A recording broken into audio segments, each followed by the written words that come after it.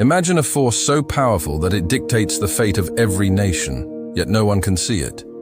A force that can make currencies collapse, economies boom or crash, and entire populations unknowingly dance to its invisible rhythm. What if I told you that almost everything you believe about money, wealth, and national power is a carefully constructed illusion, and that the true controllers of the global financial system operate in shadows, far beyond public scrutiny? Today, we are going to pull back the curtain on the secret empire that controls global money without anyone knowing. This isn't theory, it's history, it's hidden mechanisms, and it's happening right now under your nose. To understand this secret empire, we have to go back centuries. Money, as we know it, wasn't always cash or digital numbers on a screen. It started as coins backed by gold and silver, tangible proof of wealth and trust. Governments issued it. People trusted it. But slowly, over generations, the system shifted. And behind that shift were key players, bankers, financiers, and secretive institutions who understood a truth most people still don't. Money is not wealth. Money is power. The story begins with the emergence of central banking systems in Europe. England, France, and later the United States became laboratories for financial control. Figures like the Rothschilds, J.P. Morgan, and later Federal Reserve architects didn't just build banks. They engineered mechanisms to make nations dependent on debt. But this is where the story takes a twist. These systems weren't built to serve the people. They were built to serve themselves. By the end of this video, you'll see the entire web, from the historical origins to modern-day parallels, and how this secret empire quietly shapes every financial decision you make, even when you think you were free. The first seeds of global financial control were planted in 1694, with the creation of the Bank of England. Ostensibly, it was established to fund wars against France, but beneath the surface, it was an experiment in centralized financial influence. The crown borrowed money, promising interest, and the bank, controlled by private interests, became the creditor. This is where the first lesson of invisible control emerges. Debt creates dependency. Once a government owes money to a private entity, it is no longer entirely sovereign. The Bank of England wasn't the only player. Across Europe, private financiers began issuing loans to monarchs, manipulating currency values and funding wars. Wars that simultaneously enriched bankers and destabilized nations. Jump forward to the 19th century, the Rothschild family had perfected the art of controlling multiple nations, money, simultaneously.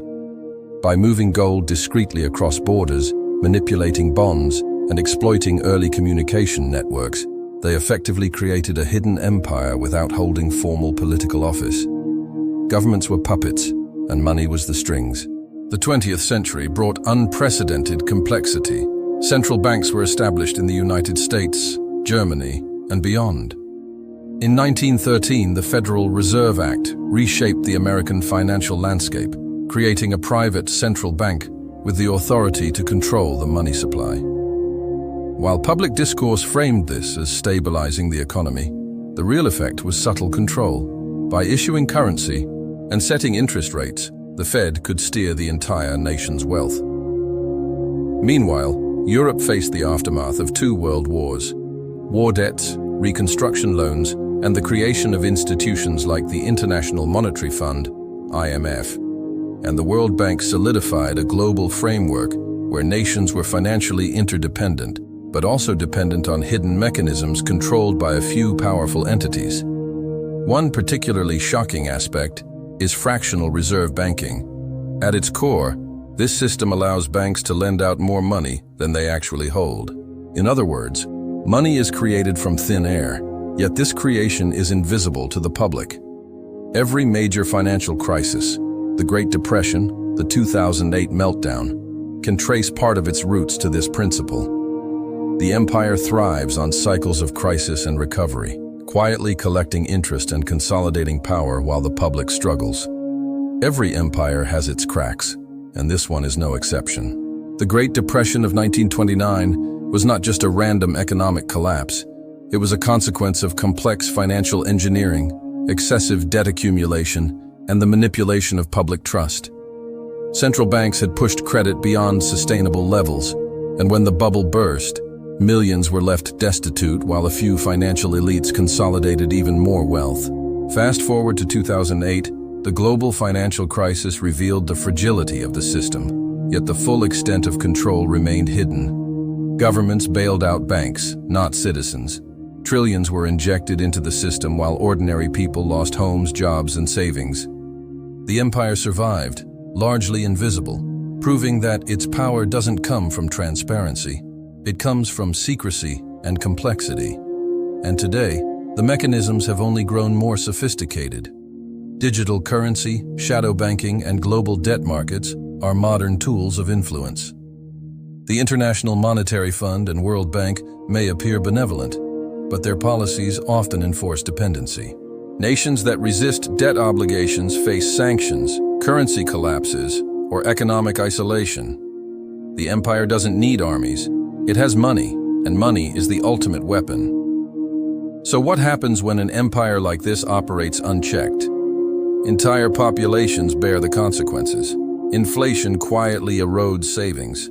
Debt grows faster than wages. Nations lose autonomy. And most people never see the hands that move the levers. Consider the numbers. Global debt recently surpassed $300 trillion, more than triple global GDP. Individual nations spend more on debt interest than healthcare, education, or infrastructure. And yet, very few understand that these numbers are not inevitable. They are engineered.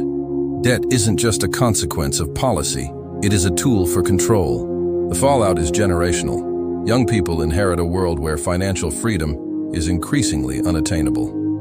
Middle classes shrink. Wealth concentrates at the top.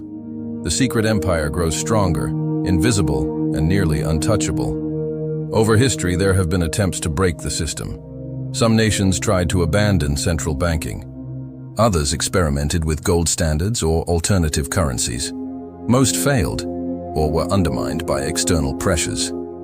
Iraq's experiment under Saddam Hussein, for example, attempted to bypass global financial dependence. Venezuela, Zimbabwe, and other nations tried similar routes. In every case, sanctions, forced currency devaluations, and economic isolation were used to bring them back into the fold. The lesson is clear. The system is resilient, adaptive, and willing to enforce compliance. Even at the individual level, financial literacy alone cannot fully escape the influence of this empire. The system is designed to be bigger than any single person, nation, or movement. The rules are invisible, the mechanisms opaque, and the consequences unavoidable unless one understands the underlying structure. Today, the same patterns continue. Central banks manipulate interest rates to favor lending and debt accumulation. Quantitative easing quietly inflates assets, enriching those who already have wealth while leaving ordinary citizens behind. Global debt grows, trade wars simmer, and financial crises become cyclical rather than anomalous. Consider this. Since 2008, the world has added over $80 trillion new debt. That's $80 trillion created by the system, engineered through banks, central authorities, and international agreements. And who benefits? Not the average worker, not small businesses. The shadow empire that understands the system's mechanics reaps the reward, while the public bears the risk. The patterns repeat, because the system is designed that way. Every boom seeds the next bust. Every bailout ensures the elite remain untouchable. Every crisis creates a new dependency. And all of this happens largely outside public awareness. 3 clear takeaways. 1. Debt is a tool of control, not just a consequence. Every major financial mechanism, from central banking to fractional reserve lending, is engineered to create dependency. Debt is not an unfortunate side effect. It is the core strategy. 2. Financial crises are cyclical and purposeful. History shows us a repeating pattern: boom, overextension, collapse, bailout, repeat. Each crisis consolidates the empire's power while appearing accidental to the public. 3. Transparency is the greatest threat to the empire. The system relies on complexity and secrecy. Understanding how money is created, moved, and controlled is the first step toward awareness and protection. If you found this story as shocking as I did, take a moment to think about your own relationship with money, debt, and the financial systems that govern your life. Share this video to spread awareness, and subscribe to stay on the edge of uncovering the hidden forces that shape our world. Because the truth about money isn't just history, it's happening right now, under your very nose. And the more we understand it, the less power it has over us.